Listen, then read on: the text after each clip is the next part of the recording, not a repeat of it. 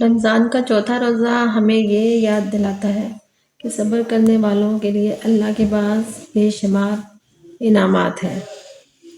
جب انسان بھوک اور پیاس برداشت کرتا ہے تو وہ صرف کھانے سے نہیں روک رہا ہوتا بلکہ اپنی خواہشات کو بھی قابو کرنا سیکھ رہا ہوتا ہے۔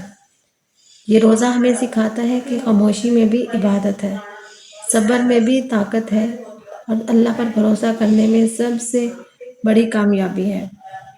اگر آج آپ تھکاوٹ محسوس کر رہے ہیں تو یاد رکھیں اللہ ہر صبر کو دیکھ رہا ہے اور ہر نیکی کو سنبھال کر رکھ رہا ہے۔ شاید یہی روزہ آپ کی دعا قبول ہونے کا سبب بن جائے۔ اس لیے مسکرائیں، شکر ادا کریں اور امید کے ساتھ اپنا روزہ مکمل کر لیں۔ رمضان صرف بھوک کا نام نہیں، یہ دل کو صاف کرنے کا اور اللہ کے قریب ہونے کا مہینہ ہے۔